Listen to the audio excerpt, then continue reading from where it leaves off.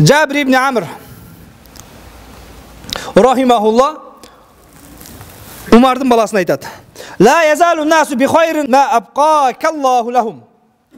Allah Taala adamlardı rasa sıylığı kıldı. Sen de şolar meni çoğu jüresin dedi deydi. Allah adam sen kayerde olsan oşol jerdeki adamlar baktılуу eken dedi. O Umar'dın balası.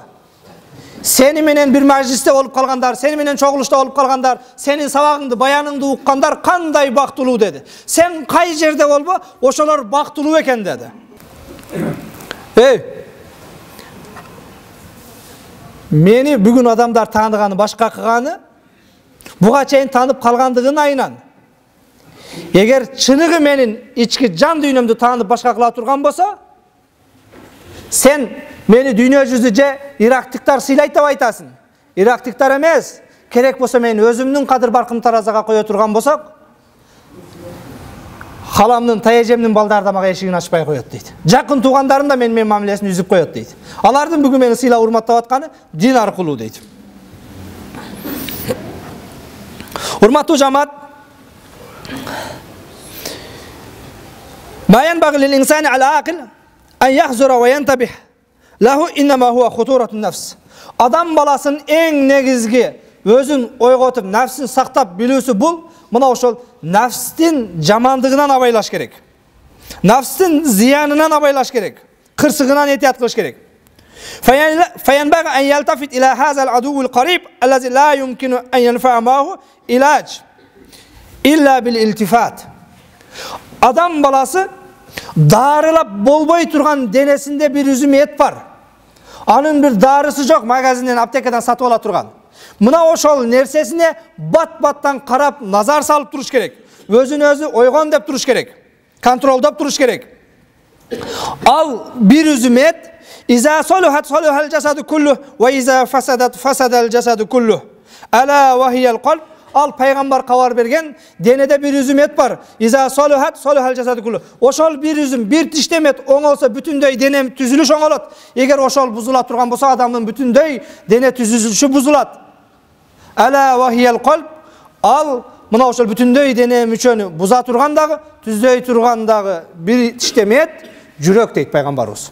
Köngülü burgula al adam balasının jürögü deyt. İmam Bukhari çıgaran hadis. Allah Teala keremetli Kur'an'da Nisa suresinin 79. ayetinde Ma asabaka min hasanetin femin Allah. Sağa jetken jakşılıktın bardığı Allah'tan. Ve ma asabaka min seyyiatin femin nefsik. Alemi jetken jamandık palakat bardığı nefsinin jamandığından. Ve arsalnaka linnasi rasula. Biz seni adamlarga peygamber kılıp jönötkönbüz. Ve kafa billahi şahida. Allah barına güvö. Peygamberimiz aytat: O Muhammed, sağa jetken jakşılıktın bardığı Allah'tan, jamandık öz nefsinden. Biz sen adamlar arasında elçi kılıp jibergenbiz. Allah barına güvö deydi. Bugün dagı kede emne üçün mağa menile işim жүрүшпейт, başka amaldardı karap görüş gerek. Kılıp atkan kıymal hareketli görüş gerek.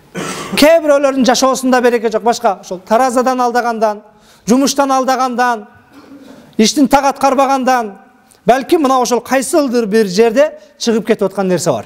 Buga çeyin da bir jol ayttım elem, İmam Şafii'nin aytkan oyunca. 5 dirham aylığı jetpesten arızdanıp kelgende 4 dirham alıp iştep kör. Oşol ele stavka, oşol ele saat menen. Anda dagı jetpek kelse 3 dirham alıp iştep kör. Oşol ele saat, oşol ele stavka, oşol ele должность. 3 dirham algandan keyin o imam balama da, produktama da, ayalıma da aydan ayga jetip atat degende, mına oşol sen özü 3 dirhamды ele iş kılat ekesin, birok 2 dirhamды aşçı alıp atkan ekesin deydi. O imam birok akılga sala turgan bolsak 3 dirhamga karaganda 5 dirham köp ko, 5 dirham jetiş gerek ko dese, mına oşol senin aşıkça alıp atkan 2 aram dirhaming halal bolgan 3 dirhamingdin dagı barakaсын ketirip atıptır deydi. فَأَمَّا مَنْ طَغَى وَآثَرَ الْحَيَاةَ الدُّنْيَا فَإِنَّ الْجَحِيمَ هِيَ الْمَأْوَى. Naziyat suresi 37-39 ayet. Eğer adam nefsinin kontrolda oytura turgan bolsa, فَأَمَّا مَنْ طَغَى Allah'ın buyruğuna başı ve çekten çığa turgan bolsa, وَآثَرَ الْحَيَاةَ الدُّنْيَا bul dünya işin artık köre turgan bolsa, فَإِنَّ الْجَحِيمَ هِيَ الْمَأْوَى anın bara turgan jeri tozak deydi. Bugün de özün özü kontrolde albaganlar var. Tilin kontrolde albaganlar var. Болар болбос нерсенин айынан динге сөз тийгизгендер бар. Мамлекетке сөз тийгизгендер бар. Бүтүндөй элди караңгы ойлогондор бар. Жеке кызыкчылыкты деп, убактылуу бир ийгиликти деп чектен чыкпаш керек. Дүйнө ишин ким тандай турган болсо, дүйнөнү артык көрө турган болсо, фа иннал жахима хиял маъва, алардын барар жери тозок дейт. Назият сүрөсү 37-39 аяттар.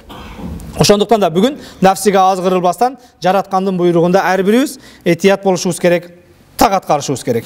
Юсуф пайгамбар кереметтүү Кур'анда Юсуф пайгамбардын айткан сөзүн келтирип, "Ва ма убарриу нафси иннан нафса лаамаратун бис-су".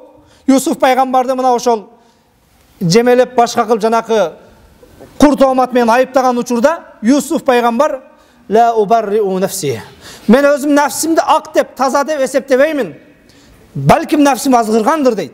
Фа иннан нафса лаамаратун бис-су. Чындыгында нафс төлкө жамандыкка жумшайт. Жамандыкка буйрук берет дейт. Адамдын каалоосу багымдатка турба дейт. Эртең мененки уйку аябай ширин. Адамдын каалоосу байкабай калды, көрбөй калды. Кишине кошуп ал дейт. Адамдын каалоосу бүгүн шеф жок экен, эртерээк кете бер дейт. Адамдын нафсиси бүт өзүнө жаккан нерсеге буйруйт.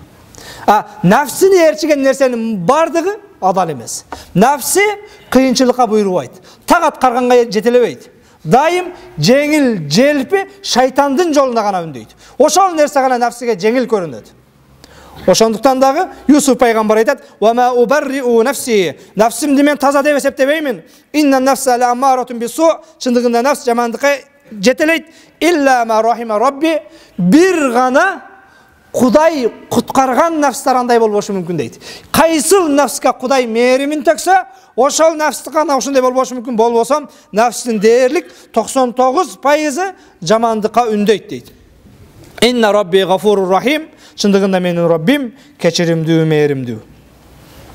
Я аятухан нафсул мутмаинна. Аллах Таала кереметтүү Кур'анда нафсисин колго алган, нафсисин башкара билген, өзүн контролдогон, жараткандын ибадатында, ыйманда, исламда, адамдардын хакысында адал жашаган, Кудайдын буйругун так аткарган нафстарга кайрылып, о тынчтанган нафс, о жай баракат алган нафс, кээде жумадан чыгып нафсиңиз кыйла серип калат. Бүгүн сонун баяндарды уктумайк, сал оңолоюнча деп каласыз. Кээде кечинде тахажжудка турган аксакалдар жакшы билет. Окуп бүтүп барып жатканда өзүнчө бир башкача рахат. Куфтанды окугандан кээде ушинтип калабыз, куфтанды окуйлу, анан кийин дайрат пара сындырып кеңири отурабыз дейбиз. Не үчүн? Милдетти аткарып коелу деп. Куфтанды окугандан кийин дайрат сындырсаң да жыргап каласың да. Негизги Кудайдын астында карзым болгон 4 рекет куфтанды окуп койдум депчи. Кейле биринчи намаз окуп алам, анан чай ичебиз, кеңири отуруп дейт. Окуп койгондон кийин адам рахаттанат. Милдетин, карзын төлөп койгондон кийин адам жеңилдейт го. Аллахтын астында карзын төлөп койгондук үчүн кегиле биринчи чайды ичели, анан куфтанды окуйбуз дейт. Анан кеңири сүйлөшүп дарташабыз дейт. Аллах Таала мына ошентип айтат. Биринчи адамдардын акысын 100% аткарган, Кудайдын акысын аткарган нафстарга кайрылып, я айятухан нафсул мутмаинна. Жай баракат алган нафс. Иржи'i ila rabbiki radiyatan mardiyya. Роббиңе кайткын. Ал Роббиң сенден разы болгон абалда. Сен да андан разы болгон абалда. Кудайдын милдетин так аткарган нафс, бейпил тынчтанган нафс, Роббиңе кайты бар дейт. Этең жан чыгарды Аллах Таала кайрылат экен. Сен эгеңе кайтып атасың. Радиятан мардия. Радия, Аллах сенден разы. Ва мардия, сен да Кудайдан разы болгон абалда.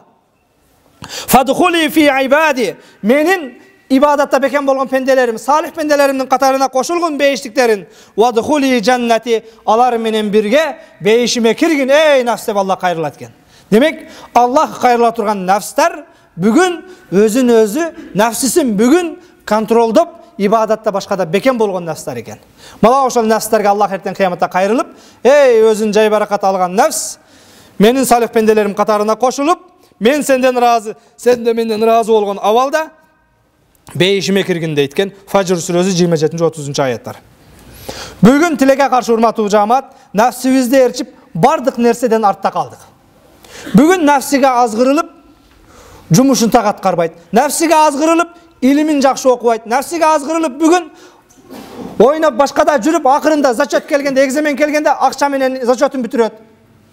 Нафсиге азгырылып, убагында контролдоп Оқыта тұрған мұғалім ақшасын алып басын қойып қояды. Нәпсіге азғырылып қанша қылмыш қылауыз. Ал қылмышты нәпсіге азғырылып берсең, тегі қылмышқа тарта тұрған нәпсісіне азғырылып, сені 1000 сомыңа 500 сомыңа азғырылып, көрмексен болып қояды. Нәпсіне ерші отырып бүгін біз бардық нәрседе отырдық. Бұл дүниеде отырған өз ерші нәрсе емес. Ертең жаратқанның астына барғанда, я туған нәпсіл мутмаинна, жай барақат тыныштанған нәпсілер бейішке кіргіле дегенде, сенің нәпсіңе қайырлы болбай қалбасын.